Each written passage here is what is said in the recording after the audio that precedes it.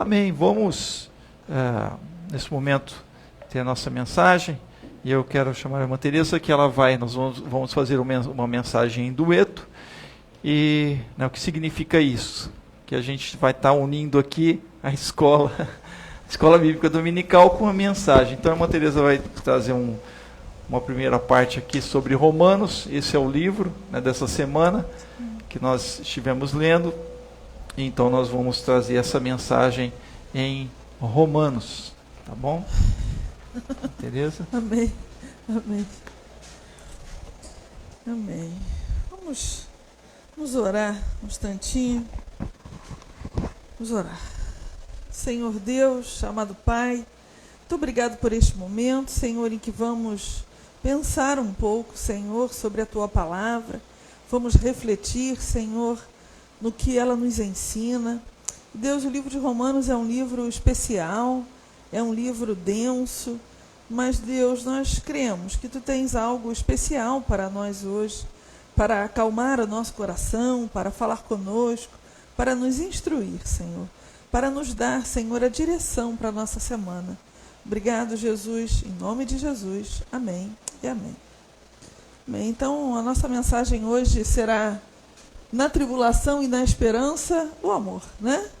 E nessa primeira parte da mensagem eu vou estar falando um pouquinho sobre Romanos, bem brevemente, só para que a gente tenha, todos nós, assim, o mesmo chão para caminhar na mensagem do pastor, né?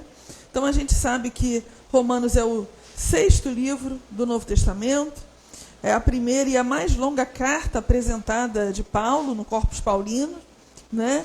E provavelmente é a última escrita pelo apóstolo, apesar de ser a primeira que aparece, é a última escrita, né? Segundo Romanos 16, 23, né? E Paulo foi realmente muito importante para a gente, porque ele avançou com o evangelho para fora, né? Ele avançou para o mundo gentílico. Muito bem. Eu queria, então, dividir um pouquinho com vocês a respeito da autoria e da datação. Acho que isso é bem sistematizado para a gente, mas é como eu estou falando, só para que a gente possa pisar no mesmo chão, né? Em termos de autoria, ela é considerada realmente uma carta autêntica de Paulo. A gente sabe que existe, né, hoje um debate muito grande. Será que todas as cartas de Paulo são efetivamente de Paulo, né? Alguns vão dizer que não, que algumas são cartas que não eram paulinas, mas se tornaram paulinas, né? Então, nem todas, mas a carta de Romanos, capítulo 1, verso 1, ela é bem explícita, né? Se a gente for em Romanos 1, no primeiro verso logo, vai nos dizer, né? Paulo, servo de Jesus Cristo, chamado para ser apóstolo, separado para o evangelho. Então, o nome de Paulo já aparece aqui, né? Dando primazia a essa carta. Então, ela é considerada realmente uma epístola paulina, escrita por Paulo, mas, na realidade, quem foi ali o amanuense, eu acho que esse é o nome, né? Técnico, amanuense, né? Foi o Tércio, né? Que transcreveu, então, as palavras de Paulo. E aí, se a gente vai em Romanos capítulo 16, né? 22, né? Já estamos lá, quase na doxologia, ele vai dizer, né? Saudai-vos uns aos outros com ósculo santo, todas as igrejas vos saúdam. Então, aqui, na realidade, a gente vai ter, nesse momento, várias pessoas, tá vendo? Saudai a Assíncrito, Flegonte, Hermes, né? E aí, a teoria diz que o Paulo, então, ele não escreve de próprio punho, mas ele vai utilizar de uma pessoa para poder escrever. A carta foi escrita em Corinto, né? Entre 56 e 68, depois de Cristo, né? Pouco antes da viagem de Paulo a Jerusalém para entregar as ofertas que haviam sido dadas aos necessitados de lá e que foi enviado para a diaconisa, através da diaconisa Febe. Então, eu acho que o mais importante aqui é a gente entender que essa carta de Paulo, né, que vai ser a primeira a aparecer no Novo Testamento, ela é uma carta efetivamente paulina e uma carta importantíssima, porque vai trazer para a gente temas muito valorosos, como a justificação da fé, né? Então, é uma carta importantíssima. Os destinatários e os motivos, né? O próprio nome já diz, né? Então, aos cristãos que moravam em Roma, a capital do império, aos amados de Deus chamados para serem santos. E aqui a gente não está falando de uma cidade comum, a gente está falando da capital do império. Um local grande, um local amplo, já na Europa, né? Um local aonde o Paulo vai, então, poder testemunhar, né, de Jesus para os gentios, efetivamente. 3 podem ser as razões apontadas pelos estudiosos para que Paulo escreva essa carta. A primeira, preparar-se para a futura chegada em Roma, onde já queria ter pregado o evangelho e aonde esperava iniciar uma missão na Espanha. Então veja que o Paulo, quando ele se predispõe a escrever essa carta, ele quer fazer isso porque ele quer já entrar ali com alguma coisa sólida, né? Com algo já as pessoas já sabendo mais ou menos como ele pensava. Segunda possibilidade é esclarecer pontos não comprometidos, não compreendidos de seus ensinamentos à comunidade de Roma, principalmente sobre a lei de Moisés e a fé em Cristo. Então, o Paulo, ele na realidade, quando ele escreve Romanos, ele está tentando ajustar algumas coisas que ele já havia falado. E isso é muito importante, porque a gente vai ver logo que no centro da mensagem dele, né, a gente vai ter 2 grandes blocos, mas um deles, ele começa logo no iniciozinho, falando sobre Abraão, falando sobre Davi, falando sobre, né, o Adão, tudo isso falando o quê? De uma justificação na fé. Terceiro, o apóstolo, como apóstolo dos gentios, Paulo queria promover a união e a integração entre judeus e gentios, conversos e membros da igreja, pois defende que o evangelho é para todos. Paulo vai falar isso diversas vezes, né?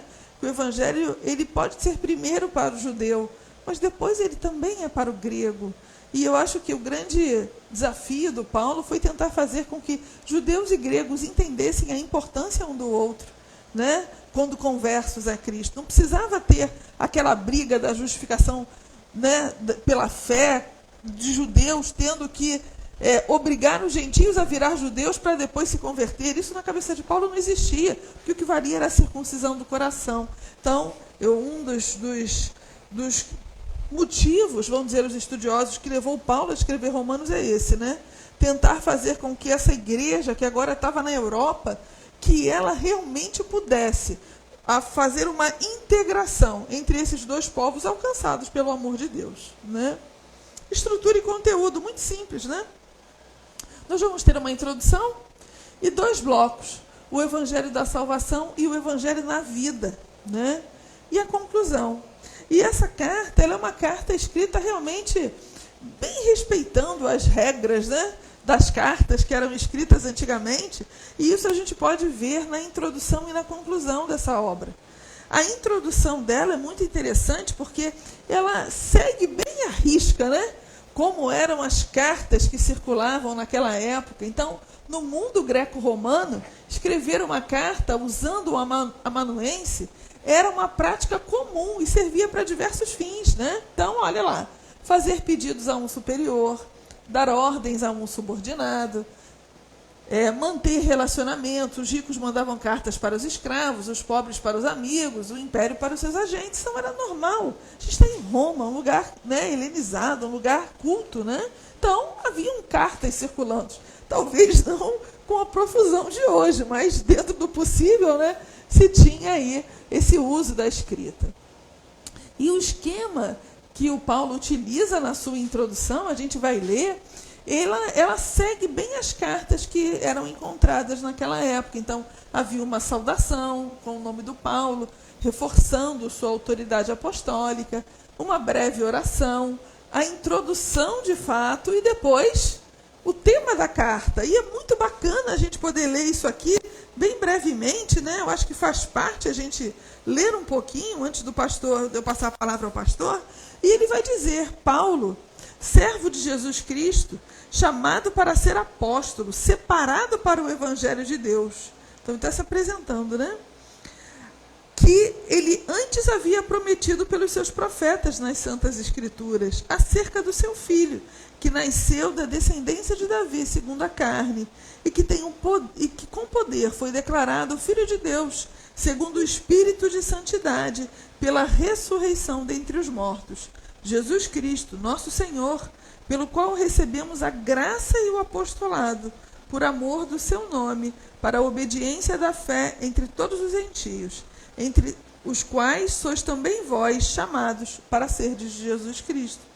E aí ele faz uma breve oração a todos os que estáis em Roma, amados de Deus, chamados para serdes santos. Graça a vós, diante de Jesus Cristo, por todos vós, porque em todo o mundo é anunciada a vossa fé.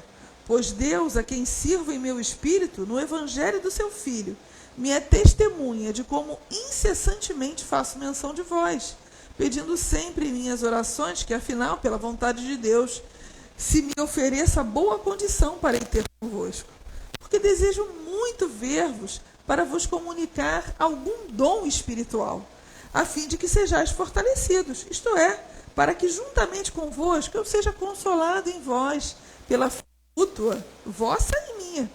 Então não quero que ignoreis, irmãos, que muitas vezes propus visitar-vos, mas até agora tenho sido impedido, para conseguir algum fruto entre vós, como também entre os demais gentios. Eu sou devedor, tanto a gregos como a bárbaros, tanto a sábios como a ignorantes, de modo que, quanto está em mim, estou pronto para anunciar o evangelho, também a vós que estáis em Roma. Né? Então é bonito a gente ver Paulo falando isso. Vamos até o 17.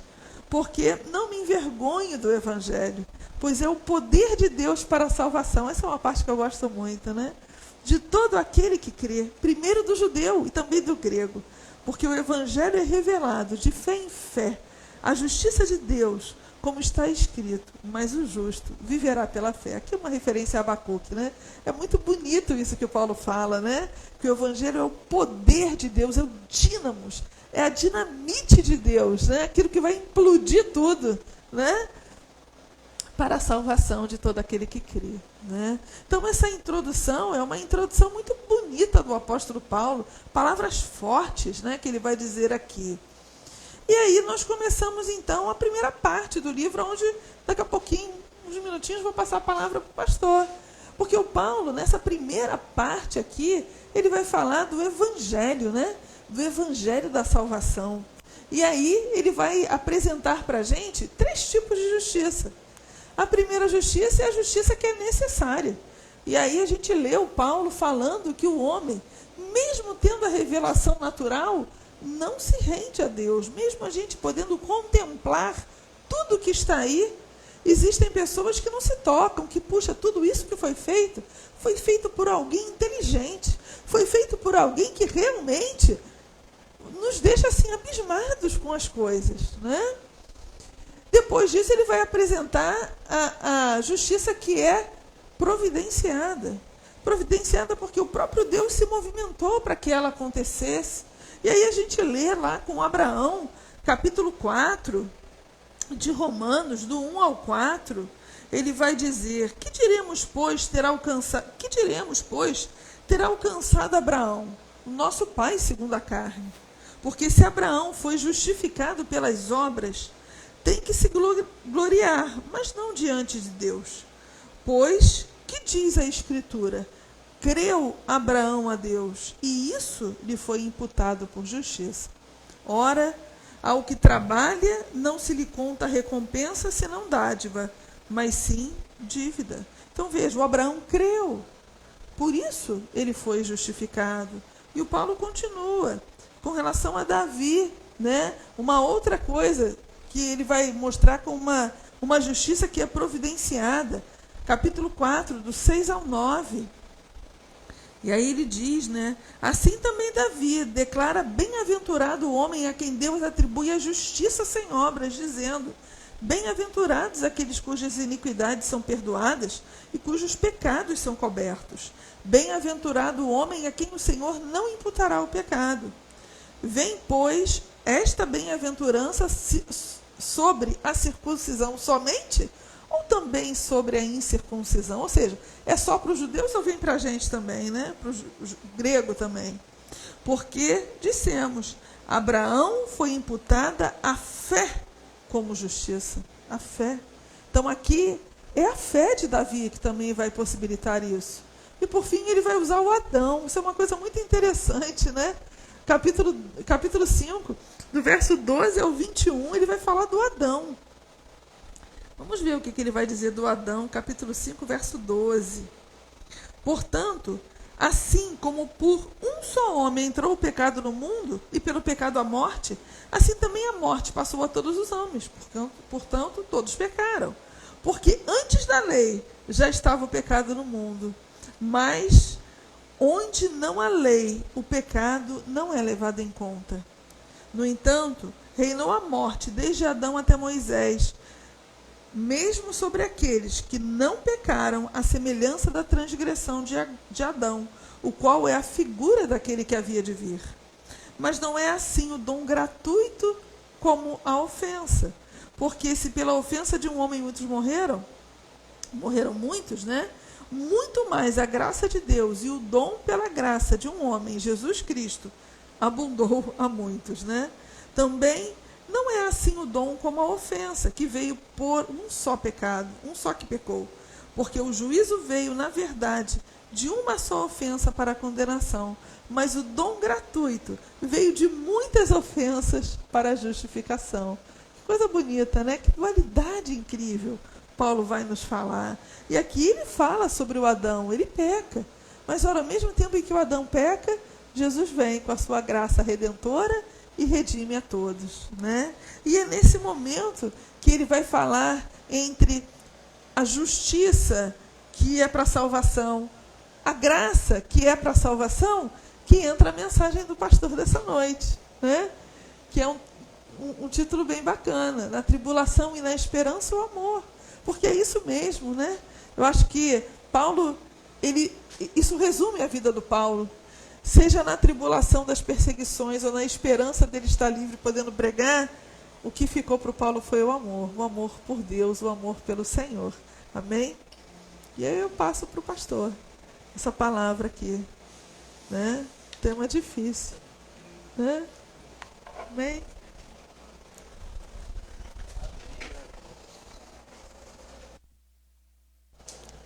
Amém. Nós vemos a importância, né, não só dessa carta do apóstolo Paulo, mas do próprio apóstolo para o cristianismo. Isso a gente deve ter bem marcante para a gente, porque às vezes a gente se confunde, né, com a questão dos evangelhos e o que Paulo traz, porque assim, Paulo, nós podemos observar que ele não fala sobre, ele não cita as palavras de Jesus. Muito raramente, que eu me lembre agora, eu não me lembro dele ter, de alguma palavra que ele cita que Jesus disse. Mas, então, o que ele faz? Porque Paulo não foi um discípulo de Jesus. Mas todo o entendimento que ele tem, então, do Antigo Testamento, vai ser por ele, ou para ele, então, revelado, e é o que ele coloca.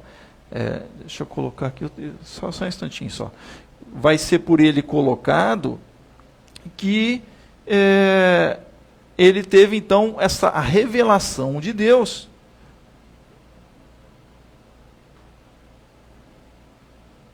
Só um instantinho para... não é isso que não.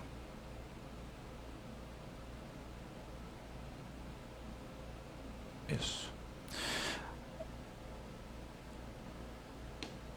A revelação de Deus sobre Jesus, que Jesus é o Messias, que Jesus é o ungido de Deus, que Jesus é o Senhor que havia de vir.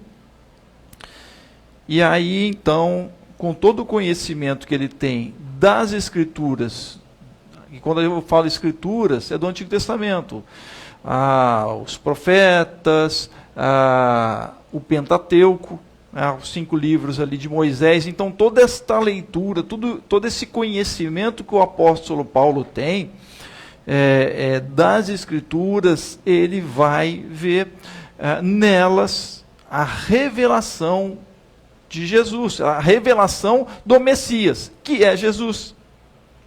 Amém?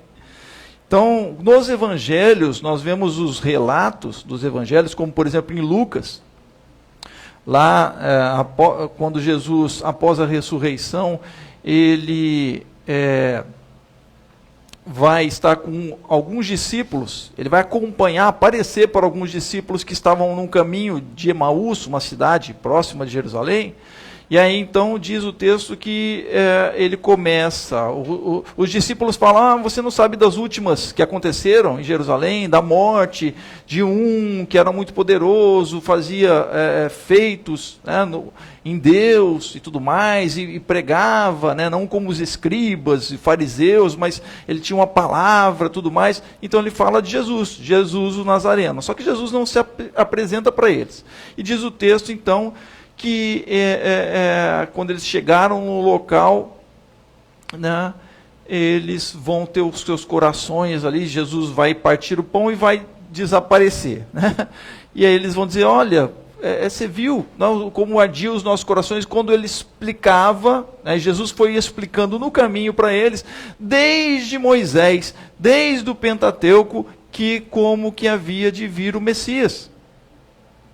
E é por aí que o apóstolo Paulo vai, por este caminho que ele vai. Ele tem um encontro com Jesus lá no caminho de Damasco, indo para Damasco, e ele ali então tem um encontro com Jesus, e ele vai se converter ao Senhor. Ele vai reconhecer que Jesus é o Senhor, que ele é o Messias.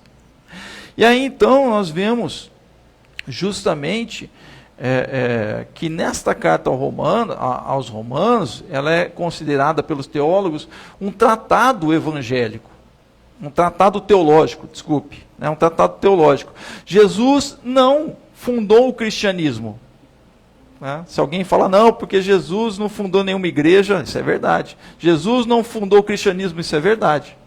Até porque os primeiros chamados cristãos, ou pequenos cristos, então, na tradução grega, foi lá na igreja de Antioquia, com o apóstolo Paulo e com o Barnabé. Isso está lá em Atos dos Apóstolos. Lá é que, então, eles, pensando sobre isso, que tudo isso, né, esta prática de fé em Cristo Jesus, porque Jesus inaugura o reino de Deus na terra.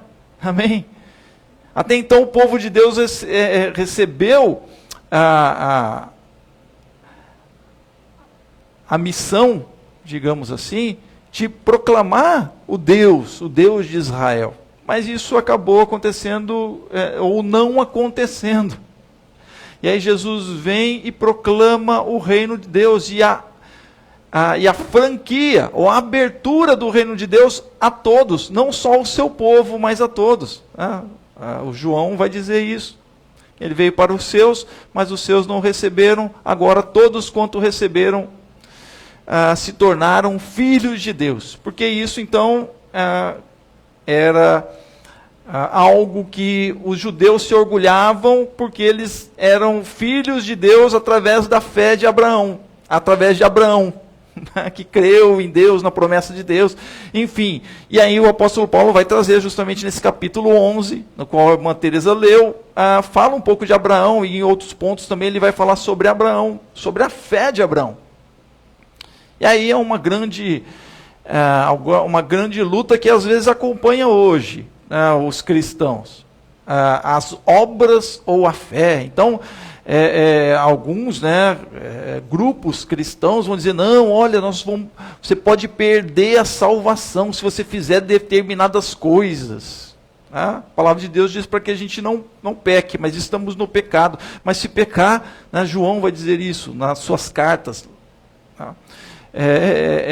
Tem um advogado junto ao Pai, Jesus Cristo. do qual perdoa os nossos pecados, mas não devemos viver na prática do pecado. Então, a palavra de Deus vai nos ensinando. O apóstolo Paulo também vai nos ensinando, mas alguns vão dizer, por causa dessa questão de obras ou de fé, que podemos então perder a salvação em Cristo Jesus, porque não praticamos determinadas coisas. Então, se isso acontece, já não é mais pela fé, é pelas obras, e aí é pela nossa própria justificação, é pela nossa própria justiça, e é o que Paulo rejeita, o que Paulo tenta ensinar aos judeus. Não é mais pela nossa justiça, não é o cumprimento da lei mosaica. Sim, a lei ela vai estar em nós, mas a partir de Cristo Jesus, a partir do poder de Deus em nossas vidas agora, em Cristo Jesus, há uma nova concepção. Estão compreendendo? Nós estamos falando aqui, eu estou falando aqui de um Paulo judeu, que não deixa de ser judeu, porque ele mesmo vai dizer, eu sou judeu e continuo judeu. Mas ele entende esta abertura de Deus, não só para os judeus, mas para todos. E aí não há uma imposição dos costumes, se assim a gente pode dizer, ou então da lei judaica para o gentil, para aquele que não é judeu. Só que é difícil, né? Convencer os irmãos deles, né? O irmão dele, os irmãos judeus. É difícil. Hoje em dia é difícil convencermos muitas coisas, não é verdade? O outro é muito difícil. Mas aí é justamente onde Paulo entende, não só entende, mas ele experimenta pela fé Cristo Jesus e o poder de Deus e o próprio Espírito, que é o Espírito Santo. Ele sim, Jesus vai dizer nos evangelhos, ele convence o homem do pecado, da justiça e do juízo. Então quando nós entramos aqui em Romanos, e agora a irmã Teresa colocou, está bem grande, né? Agora eu coloquei bem grande aqui. A Teresa falou o tema, né? Tribulação, esperança, o amor de Deus. E eu prefiro chamar tribulação e esperança? Como é que é? Eu prefiro chamar essa parte desse texto aqui como, e o tema de hoje, tribulação e o amor de Deus. E o amor de Deus. E aí, por que esse capítulo 5 de Romanos, ele vem justamente colocar aquilo ou o tema que é central desta carta de Paulo aos Romanos, que é fundamental e é fundamental para o cristianismo, é fundamental para os cristãos. Amém? Paulo, ele não coloca as palavras de Jesus, mas o que ele deseja é explicar, e por isso ele é importantíssimo, né? Explicar aquilo que Jesus traz e trouxe para a gente com a sua vinda, com o advento do Messias, o advento de Cristo, o que ele traz para a humanidade, o que Deus traz para a humanidade em Cristo Jesus, em seu próprio Filho. Amém? E aqui ele coloca, né, numa pequena introdução, nos versos 1 e 2, este tema, que é um tema que vai abranger toda a carta aos Romanos. E, de certa forma, na teologia paulina, a sua teologia em si tem estas bases, a base da justificação pela fé. Então, no verso 1 nós lemos, justificados, pois mediante a fé temos paz com Deus por meio de nosso Senhor Jesus Cristo. Verso 2, pelo qual obtivemos também acesso pela fé a esta graça na qual estamos firmes e nos gloriamos na esperança da glória de Deus. E aí a gente pensa, né? Poxa, a gente lê isso daí tudo, a gente já está acostumado com esse linguajar, mas a profundidade disso é muito grande para o apóstolo e para os leitores do apóstolo Paulo. porque é algo novo, mas é algo novo e nós devemos entender que não é só algo novo naquela época, mas é algo novo ainda hoje, porque muitos ainda pensam e acreditam que podem de alguma forma serem justificados diante de Deus, ou seja, tornados justos, tornado então com suas digamos assim, tendo o perdão diante de Deus, ou tornados justos diante de Deus, pela sua própria justiça, pelo seu próprio fazer, pelos seus próprios atos. Então, se você faz atos de bondade, que legal, e deve fazer mesmo, porque vivemos uma sociedade, não é verdade? E devemos, então, trabalhar para que a sociedade vá bem, que você contribua com a sociedade. Mas isso, né, ser bom, e aí em termos bíblicos, não traz justificativa para com Deus. Estão compreendendo? É isso que Paulo entende, porque por que isso tudo? Porque Paulo, ele viveu, e a gente vê isso lá em Atos dos Apóstolos, ele viveu intensamente na sua vida buscar esta justificação diante de Deus. Estão compreendendo? Ser justo diante de Deus. Quando lemos os Salmos, quando lemos o Antigo Testamento, nós vemos muitas vezes os salmistas dizendo sobre a justiça de Deus, andar nos caminhos de Deus. Então o Antigo Testamento reforça muito isso. Você cumprir a palavra do Senhor. Está lá Josué, Deus falando para ele, olha, tão somente ser forte e corajoso, e não se aparta da sua boca o livro desta lei. Ou seja, para que eles estivessem repetindo o tempo todo, para que isso entrasse nos seus corações. E Paulo tentou muito isso. Tanto é que em uma parte ele vai dizer assim, olha, eu não sei o que acontece, mas assim, o bem que eu quero, isso eu não faço, mas o mal que eu não quero, esse me escapa e eu acabo fazendo. Ele vai dizer, miserável homem que sou, quem me livrará do corpo desta morte? Eu não lembro qual capítulo agora de Romanos, mas está aqui em Romanos. Quem me livrará? Acho que é Romanos 8. Quem me livrará do corpo desta morte? Ou seja, ele vai dizer que opera então algo em mim que vai contra os mandamentos de Deus, vai contra a lei.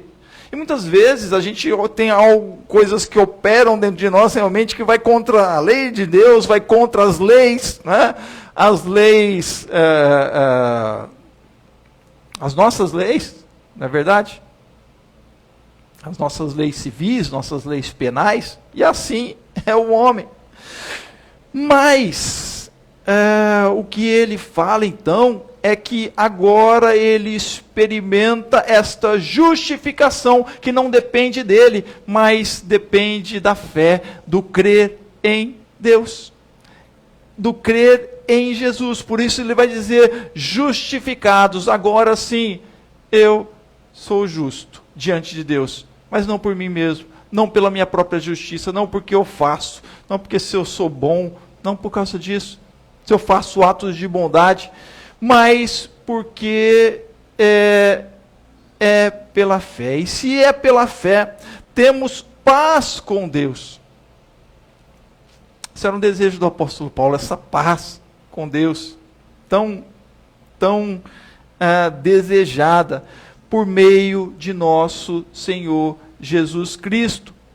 E aí a consequência disso, pelo qual obtivemos também acesso pela fé. Então, a justificação e a graça de Deus, o favor imerecido de Deus. Verso 2, pelo qual obtivemos então também acesso por esta fé em Cristo Jesus a esta graça, ou seja, a graça de Deus, na qual estamos firmes e nos gloriamos na esperança da glória de Deus. Isso é uma introdução para o que ele vai falar do verso 3 ao verso 11. Vai tratar aqui. E nos orgulhamos, então, na esperança da glória de Deus. A graça, o favor imerecido, a crer em Cristo Jesus, recebê-lo e reconhecê-lo como Senhor e Salvador, nos torna justos diante de Deus e nos faz adentrar ao favor imerecido de Deus. Amém? Às vezes nós não concordamos com isso, não é verdade? Ah, mas poxa, determinada pessoa não merecia aquilo. Não é? A gente tem essa questão do mérito, né? Ou poxa, me faz lembrar de uma parábola de Jesus, no qual ele contrata vários trabalhadores. E ele vai dizer assim, o trabalhador era para fazer a colheita, eu não lembro, acho que era para colheita. Então, ele começa a contratar os trabalhadores desde as 6 horas da manhã. Vamos colocar aqui, 6 horas da manhã. Né? O pessoal na área rural trabalha cedo, né? Às vezes 6 horas da manhã já está quase perto do almoço, né? Mas enfim, Jesus começa a contratar homens lá e começam a vir 6 horas da manhã. E aí então ele vai dizer, vou pagar o dia de vocês, a diária aqui de R$200. Então tá bom, pessoal, opa, que legal, vai e começa a trabalhar. Camarada das 6 às 6 da tarde. Aí, chegou meio-dia, ele contrata mais alguns lá, R$200, até o final da tarde. Aí chega 3 horas da tarde, ele contrata mais alguns, R$200. Só que ele não fala para os outros estão trabalhando, né? E aí, quando chega na hora e contrata, digamos assim, às 4, 5 horas da tarde, para parar às 6 por 200 também. E aí, então, o camarada está trabalhando, né? Chegam os outros para trabalhar, e na hora da fila, né, quem já trabalhou assim e recebeu dessa forma, né, na fila para receber, quem já trabalhou assim, na fila para receber, porque antigamente tinha isso, hoje os pagamentos são eletrônicos e tudo mais, mas na fila, né, quem vai fazer o pagamento e o pessoal para receber e tal, aí recebe aqui 200, digamos assim, uma notinha de 200, né, que eu ainda não vi. Até hoje eu não vi vi só pelo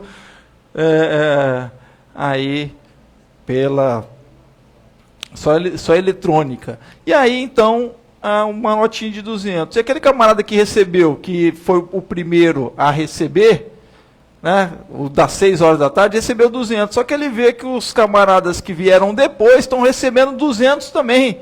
Mas que negócio é esse? Eles vão falar com Jesus.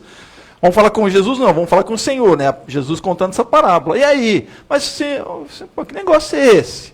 Eu cheguei aqui, 6 horas da manhã, me contratou até às 6, 200, e agora vem esse cara que chegou 4 da tarde, 5 da tarde, e 200 também? Opa, que negócio é esse? Jesus fala assim, olha, amigo, você não recebeu aquilo que eu contratei com você? Recebi, então tá bom. Se eu contrato com o outro o que eu contrato, não é problema meu? Vai fazer o quê? Não é verdade? É a graça de Deus. Né? Porque que o ladrão da cruz, né, tinham 2 lá, e um fala assim para Jesus, ele repreende o outro, fala, cara, cala a tua boca, porque você está falando besteira. A gente está aqui porque a gente merece, mas esse aí não fez nada, falando sobre Jesus. Falou, Senhor, se possível for, né, lembra-te de mim, quando entrares no paraíso. Ele crê em Jesus, de alguma forma. Jesus fala, hoje mesmo estarás comigo no paraíso. Só que a gente não entende, essa é a graça de Deus. Então, por mais que você tenha um sentimento de injustiça em você, por mais que você se ache, saiba que Deus tem um grande amor. Amém? E Ele vem com a sua justificação. No amor, faz você, se você crer em Cristo Jesus, Ele faz você adentrar na graça, o favor imerecido de Deus, na salvação, nas bênçãos de Deus. Amém? No amor de Deus. Que nós vamos ver aqui, que é o que o apóstolo Paulo diz nesse trecho, que é aquilo que ele experimentou. O amor de Deus, a graça de Deus, o favor imerecido de Deus.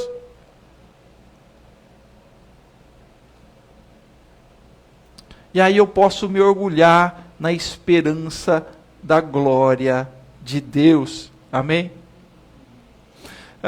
Me faz lembrar também Jesus, quando estava com os seus discípulos, e aí tinha um certo homem, não me lembro, se salvo engano, cego de nascença.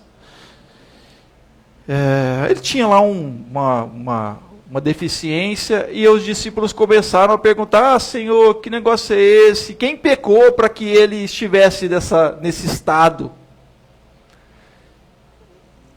A gente quer achar culpa em alguém, né? Ou ele que pecou, ou seus pais pecaram, ou alguém. Eles pensavam assim. E aí Jesus se vira para eles e fala assim: olha, ninguém. Mas nele vai se manifestar a glória de Deus. Amém? Então nós temos que entender que Deus manifesta a sua glória. Às vezes queremos achar culpa para isso ou para aquilo. Às vezes a gente quer encontrar um culpado pela Covid. São os chineses, ou etc, etc, etc. Enfim. Pense que se você está em Deus, isso não significa que você não pode pegar a Covid e você partir desse mundo. Essa semana eu tive notícias, isso me entristece muito, de alguns amigos, pastores, que partiram. Pegaram a Covid e partiram. Que eu tive contato com eles no seminário. Então,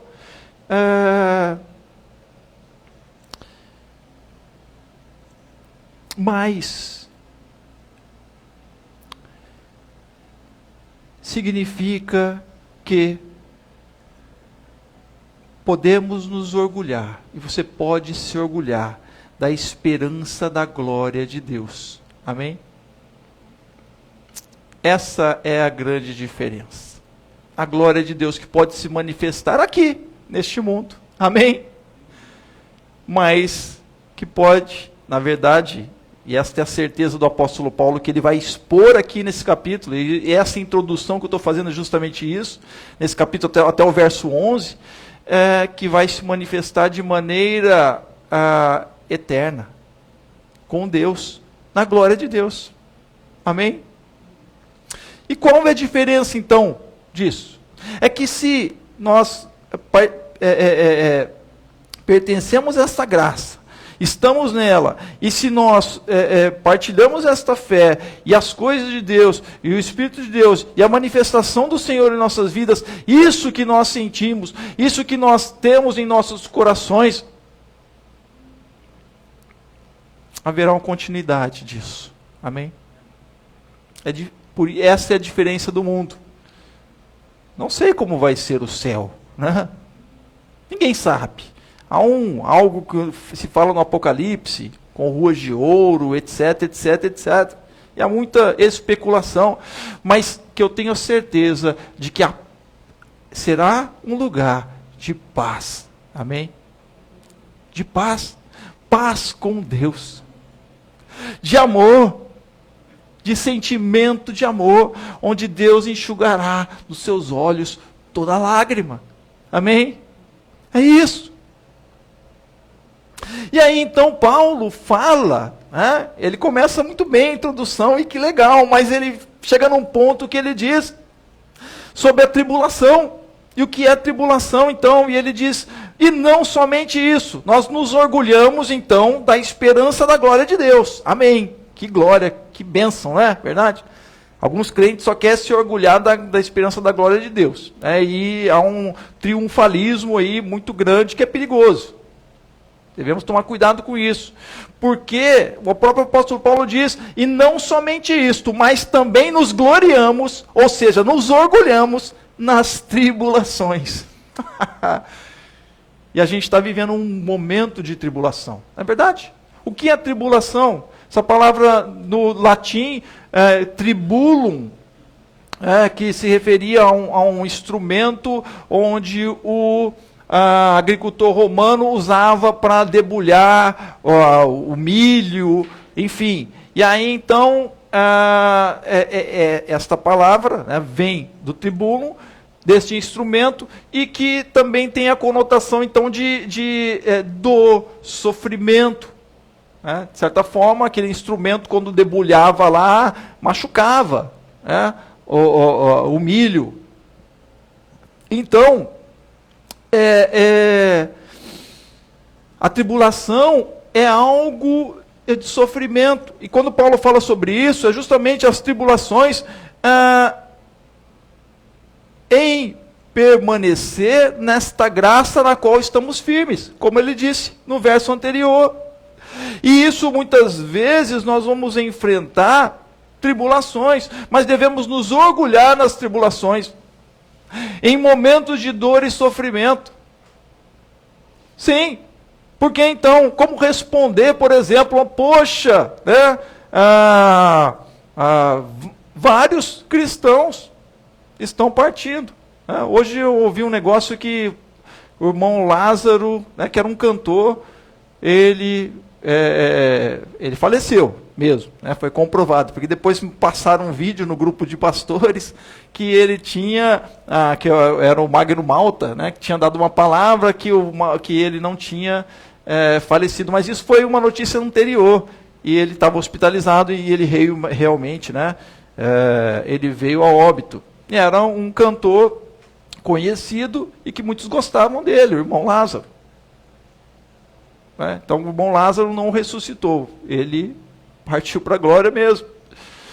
E é triste, porque tive amigos também, pastores, que partiram para a glória. E isso nos causa dor, isso nos causa sofrimento. Mas foram homens que permaneceram no Evangelho. Amém? Que perseveraram. E é isso que o apóstolo Paulo está dizendo, e quando ele fala isso daí, certamente ele vem de uma lembrança do seu caminhar, ou da sua luta, então, se a gente pode dizer, no Evangelho, e tudo que ele passou, e veio passando. Muitas vezes ele foi apedrejado, ele foi espancado, foi preso pelo Evangelho. Então, se a gente for ver nesse aspecto, hoje a gente não sofre nada, né? A gente está sofrendo uma tribulação juntamente com todos os outros, todas as pessoas, não é verdade? Com essa pandemia da Covid. Mas essa pandemia da Covid, ela não faz diferenciação entre o crente e o não crente. Não é verdade? Então, devemos tomar cuidado com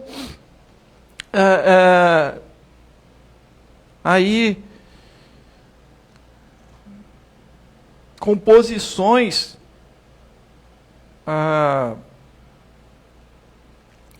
super-humanas ou sobre-humanas. Amém? Mas isso não invalida você se orgulhar das glórias de Deus. Amém? Se orgulhar de ser um cristão. E aí, Paulo vai dizer, e não somente isso, mas também nos gloriamos nas tribulações. Então, se algo nos traz dor, se algo nos traz sofrimento, se algo nos traz essas coisas que machucam, e muitas vezes ligadas às coisas de Deus, ou à perseguição nas coisas de Deus, saiba que há um produto disso, há um produto da tribulação. É o que ele vai elencar aqui. E ele vai dizer que nós nos alegramos, nós nos gloriamos, nós nos orgulhamos nas tribulações, porque a tribulação produz perseverança, produz continuidade. E é assim, se a gente colocar em termos gerais, abrindo o leque aqui, as dificuldades, elas devem produzir uma permanência. E aqui talvez seja até uma sugestão de Paulo. As lutas na nossa vida, elas devem produzir uma permanência, uma perseverança. O que é perseverança se não permanência? É uma persistência, continuar, ou uma continuidade. Porque a perseverança, ela tem um outro produto. Então há uma cadeia. Ou seja, se na tribulação você se entrega, acaba toda a esperança, que é o final disso. Então, seja a tribulação, seja a dor, seja o sofrimento, seja a dificuldade no qual você esteja passando por essa situação ou por alguma outra coisa, persevere. Amém? Creia. Fique firme na fé, na tua fé. Amém? Permaneça na fé no seu Deus. É isso que o apóstolo Paulo está falando para os romanos. Não desista, ainda mais no século I, onde havia perseguição pelos cristãos. Ele mesmo foi um perseguidor dos cristãos, dos do caminho, né, que se tornaram cristãos depois. Então, a tribulação produz perseverança, e a perseverança, então, produz experiência. Não é verdade? Em quantas coisas que você permaneceu firme? Não somente na tua fé, mas em alguma coisa na tua vida, que você permaneceu firme, aquilo não te trouxe experiência? Não é verdade? Um trabalho, uma atividade, algo que você, vou continuar aqui, está difícil, mas eu vou continuar. E se você continuar, a Bíblia ela é tão linda, tão maravilhosa, porque ela não traz só aspectos da fé. Se qualquer um, mesmo aquele que não tem fé, não crê nada, se ele segue os parâmetros bíblicos, por exemplo, ou esta palavra do apóstolo Paulo é uma palavra de sabedoria. Aquele que permanece e persevera num trabalho, em algo na sua vida, neste mundo, ele vai obter uma experiência. Não é verdade? Ele vai ser experiente naquilo. Amém? Quando você permanece em Deus, na graça de Deus, na fé em Cristo Jesus, você obtém, ou seja, perseverando, você obtém experiência com o teu Deus. Amém? E isso vai gerar, ou vai produzir, então, outra coisa, vai produzir esperança. Amém? Vai produzir mais esperança, sabe? E o que é esperança? É uma certeza de que algo vai acontecer. E no caso bíblico é a certeza da glória de Deus. A certeza da graça de Deus, do favor imerecido de Deus. A certeza de que Deus vai fazer algo. Amém? Então tenha isso na sua mente, tenha isso no seu coração. Saiba que se você então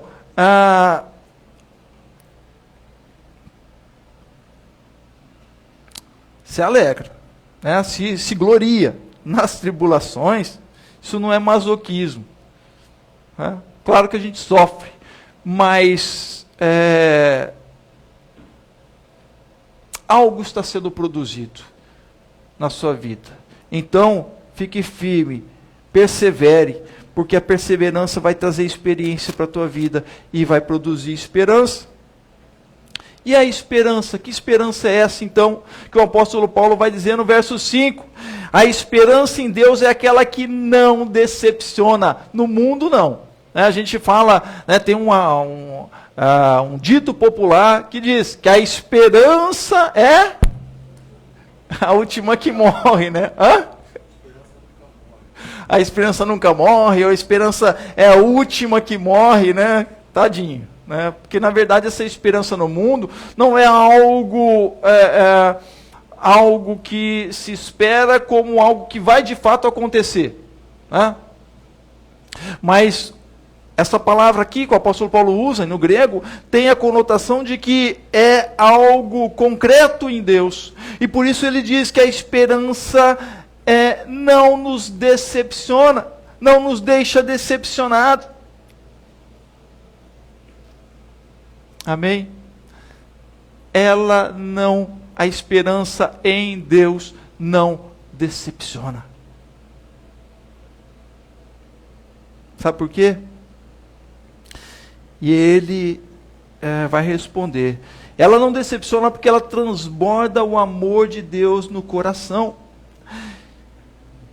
a esperança não nos decepciona, não nos deixa decepcionados, porque o amor de Deus é derramado em nosso coração pelo Espírito Santo que nos foi dado. Então há em Deus e nessa experiência para com Deus algo que acontece na vida daquele que crê. Isso que o apóstolo Paulo está falando, porque aconteceu com ele.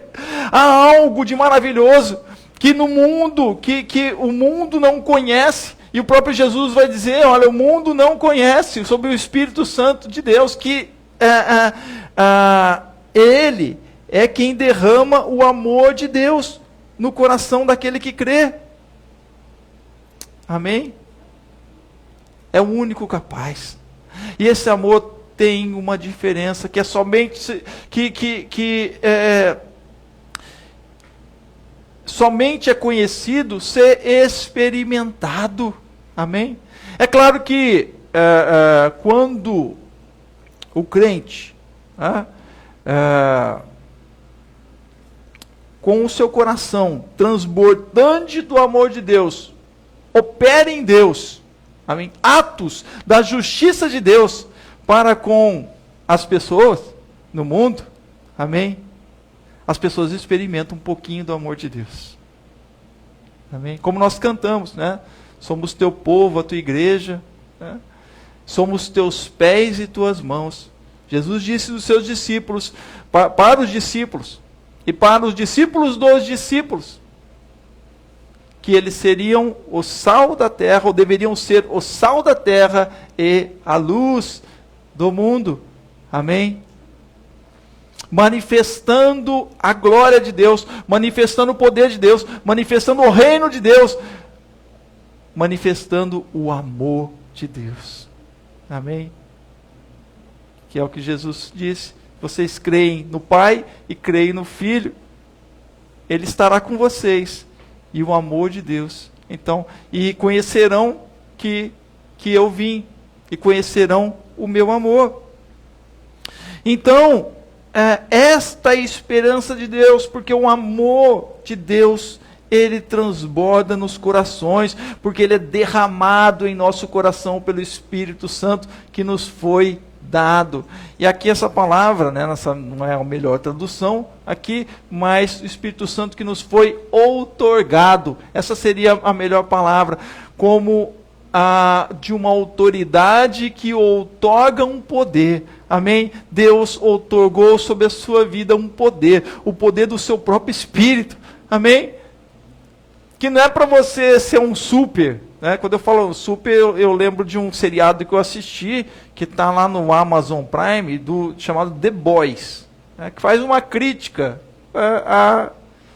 ao mundo também cristão, digamos assim, né? Com o super. E lá alguns que têm poderes de super-heróis, né? E que mas que, na verdade, estão vendo os seus próprios interesses somente e manifestação nenhuma do amor de Deus. Mas temos que entender, então, que o amor de Deus é derramado em nosso coração pelo Espírito Santo que nos foi outorgado. Deus, então, com o seu poder e autoridade de Senhor, amém? Outorga o seu Espírito Santo no coração daqueles que creem. É isso que o apóstolo Paulo está falando, e esta alegria dele. Por isso esta alegria, Paulo foi aquele que perseguiu os cristãos em nome de Deus. Estão percebendo? E aí ele experimenta o amor de Deus, porque ele estava vivendo no ódio. O que o apóstolo Paulo vivia, ou como ele vivia no ódio. E às vezes a gente pode aí seguir este caminho. Mas o que o apóstolo Paulo está dizendo aqui, ele vai dizer que há um outro caminho, que é o caminho do próprio Jesus. Que Jesus disse, eu sou o caminho, a verdade e a vida. E que ninguém vem ao Pai se não for por mim. Parafraseando aqui o texto do apóstolo Paulo, nós podemos entender esta palavra de Jesus com o que o apóstolo Paulo está dizendo. Nós adentramos pela fé a esta graça, a graça de Deus ao favor imerecido em Cristo Jesus. Ele é o caminho em Deus, para Deus e do amor de Deus. Por isso ele diz no verso 6 e 7, Cristo morreu pelos fracos. E os fracos ele está se colocando ali. Ele que achava que era forte, ele vai dizer assim, em Coríntios, eu vi que eu era fraco, porque eu não tinha o amor de Deus. Então, quando ele coloca que, porque Cristo, quando nós ainda éramos fracos, ele está falando do seu próprio povo. Ele está falando dele e dos judeus que, embora se orgulhassem de ser, eu sou filho de Abraão, eu sou isso ou sou aquilo, ele vai dizer, nós éramos fracos. Fracos. Mas Cristo morreu por nós.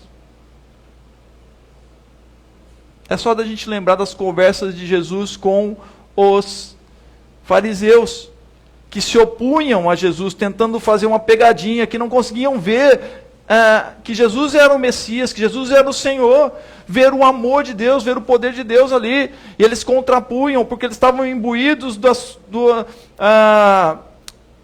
sua própria ótica de visão, né, religiosa, de poder religioso, e etc, e etc. E não conseguiam ver, então, a manifestação do poder de Deus em Cristo Jesus. E aí ele vai dizer, então, porque Cristo, quando nós ainda éramos fracos, morreu a seu tempo pelos ímpios. E os ímpios são todos. Ímpio é sinônimo de, ou daquele que não reconhece a Deus. Dificilmente, então Cristo morreu pelos fracos, ímpios, injustos e maus. Verso 7, dificilmente alguém morreria por um justo, embora por uma pessoa boa alguém talvez tenha coragem para morrer.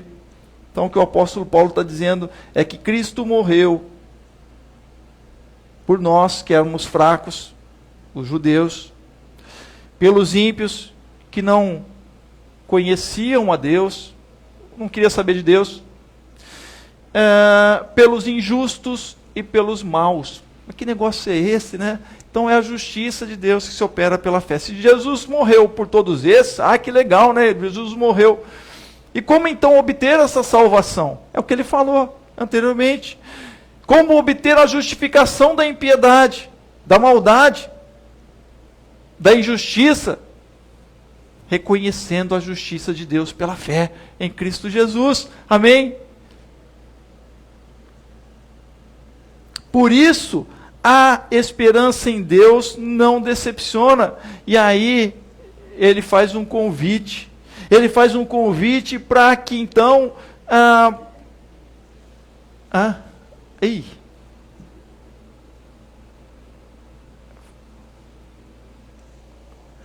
Ele faz um convite justamente para o amor de Deus.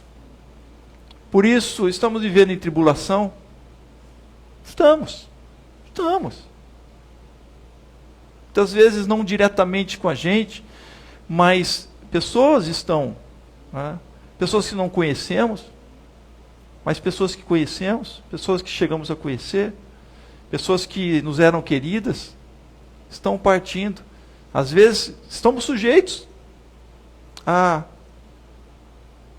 enfrentar alguns que já enfrentaram, talvez passaram aí bem, mas outros passaram com uma dificuldade maior, sentiram o poder dessa enfermidade, com uma dificuldade para respirar, ou com outras coisas, sequelas no qual as pessoas ficaram. E o convite que eu faço nessa noite é o mesmo do apóstolo Paulo, é do amor de Deus. Verso 8 ele vai dizer, mas Deus prova o seu próprio amor para conosco. Amém? Deus ama a humanidade. Por isso que ele mandou a Cristo Jesus. Amém? Alguém pode dizer, não, mas se Deus ama a humanidade, então acaba com essa Covid. O livro de Provérbios diz que o sol nasce para justos e para injustos. E as coisas acontecem. Devemos entender isso. Bem, é difícil, não é verdade? Há coisas que não explicamos, queremos explicar, mas o que nós devemos entender é que há, então, a possibilidade de termos o amor de Deus em nossos corações, para vivermos nesta vida, amém?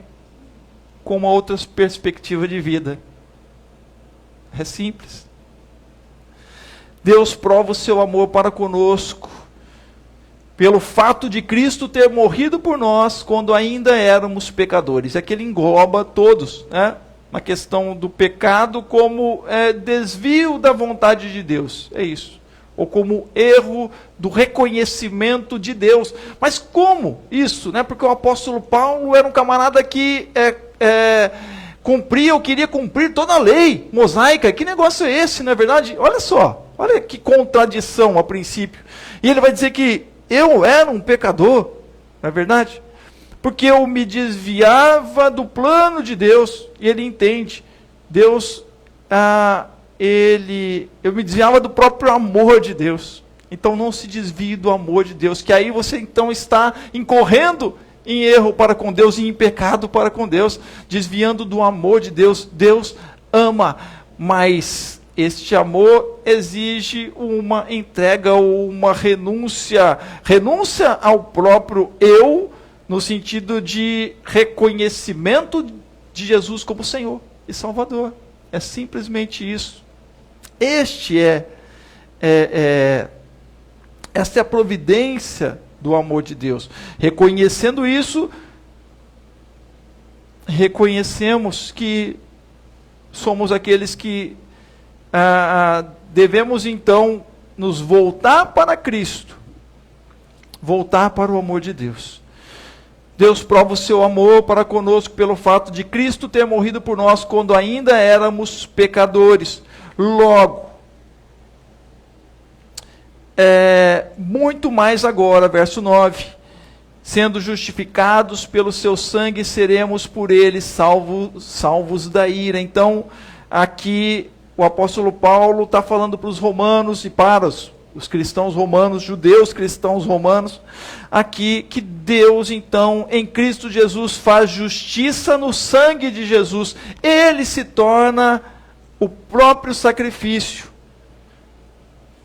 O próprio sacrifício pelos pecados e pecados de toda a humanidade. Por isso que essa carta é considerada uma carta de cunho teológico muito grande.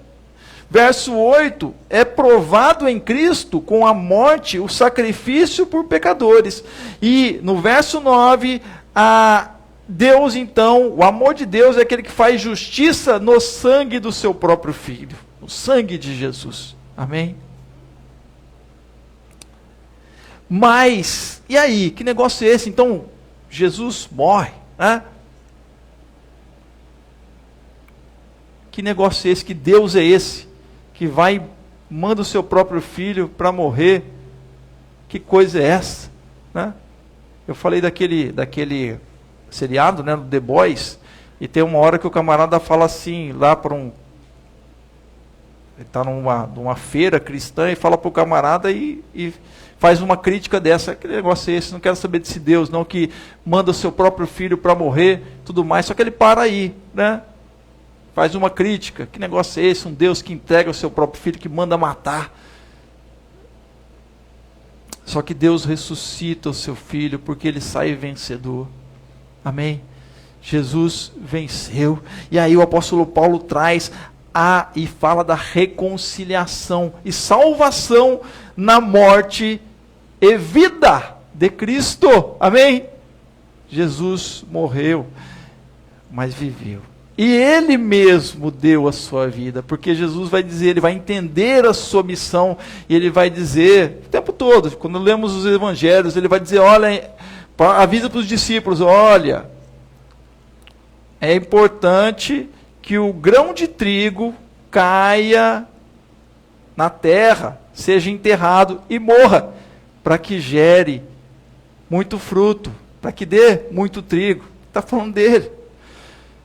Volta e meia Jesus está falando nos evangelhos sobre isso. Ele está falando certamente para ele mesmo também, porque ele vai enfrentar um momento difícil no qual ele vai, ou antes de ser ali preso, ele vai orar com os discípulos. Naquela oração, lá no Getsemane, lugar de prensa das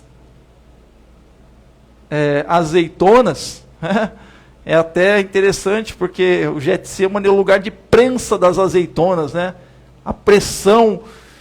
Jesus sofre aquela pressão e vai dizer: Senhor, se possível for, passa de mim este cálice, mas que não faça a minha, mas faça a tua vontade. Eu entendo a tua vontade, Senhor, me submeto a ela. Amém? E aí Jesus vence. Eu entendo que Jesus já vence desde lá, após o seu batismo. Ele já vem vencendo. Amém? Após a prova da tentação no deserto. O teste. Mas ali é uma última prova no qual Jesus vai dizer: faça-se a tua vontade. Então, o Senhor Jesus estava ciente. Ele traz nele a reconciliação e salvação na sua morte, mas na vida. Verso 10, na vida de Cristo. Porque se nós, quando inimigos, fomos reconciliados com Deus mediante a morte de seu Filho, muito mais estando reconciliados, seremos salvos pela sua vida. Amém? Pela vida de Cristo, agora com Cristo, vivo. Amém? Somos salvos e seremos salvos. Então, se nesta vida passamos dificuldades, passamos tribulações com Cristo, o Senhor pode sim operar a sua graça, e muitas vezes opera a sua graça em nós. Amém? Nessa vida. E nos orgulhamos, devemos nos orgulhar, mas passamos por tribulações, passamos por dores, passamos por sofrimentos. E todos passam. Amém? Crentes e não crentes. A diferença é que aquele que tem o Senhor, e é o que o apóstolo Paulo fala, que crê no Senhor, tem o amor de Deus derramado em seu coração. Amém? E isso faz uma grande diferença. Isso faz uma enorme diferença.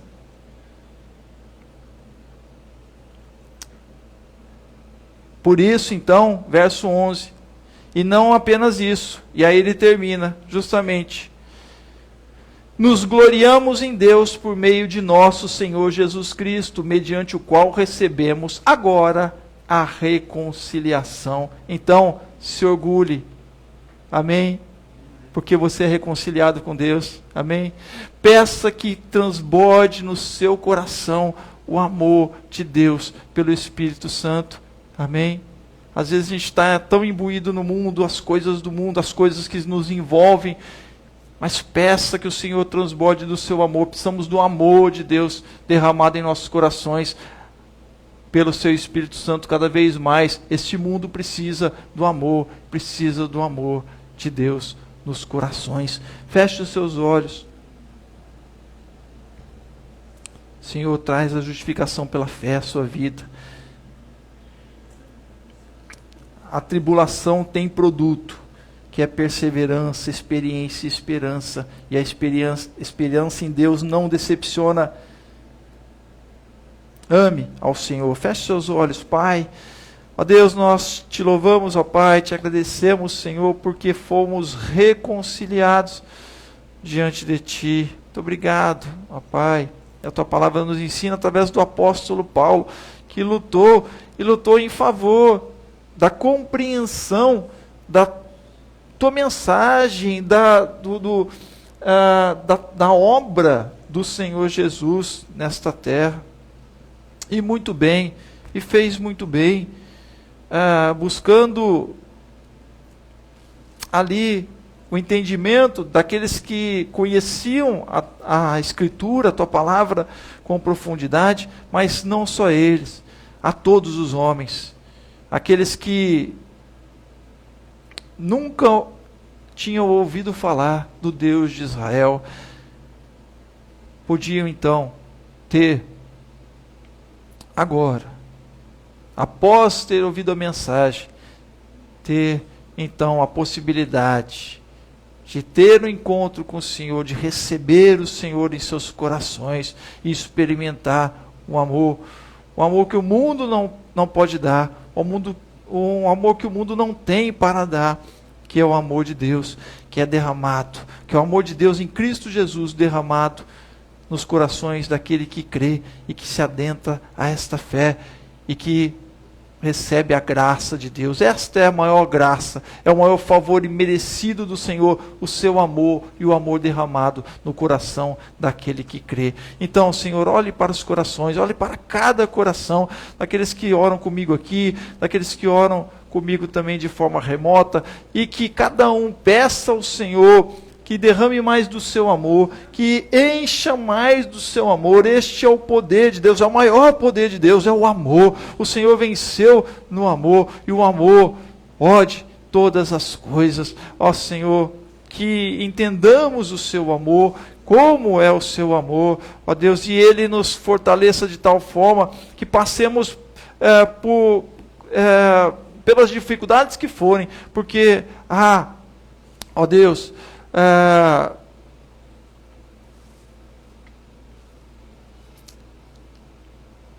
a garantia do Senhor final de estarmos neste amor e permanecermos neste amor para a eternidade, pela eternidade. Como diz o próprio apóstolo Paulo, naquela sua carta aos Coríntios, tão famosa, usada por poetas para expressar musicalmente, enfim, Senhor, de Coríntios 13, no qual ele diz que, falando sobre o amor, e ao final ele diz que agora restam 3 coisas: a fé, a esperança e o amor. Mas o maior destes é o amor, porque é aquele que permanece, aquele que fica nos corações, e é aquele, Senhor, que vai para ti, vai com o Senhor. Ó Deus, é o amor. Muito obrigado, ó Deus, que o teu amor esteja transbordando e seja transbordante nos corações de cada um que ora comigo nesta noite. Muito obrigado, te louvo, mais uma vez te agradeço. Perdoa as nossas falhas, perdoa, Senhor, os nossos desvios da tua vontade, da tua palavra, mas que o teu amor, Senhor, ele cubra as multidões dos nossos pecados, ó Deus, e que o Senhor nos direcione pelo teu amor e pelo teu Espírito a cada dia neste mundo. Muito obrigado, ó Deus, eu te louvo e te agradeço e oro assim em nome do Senhor Jesus. Amém. Amém.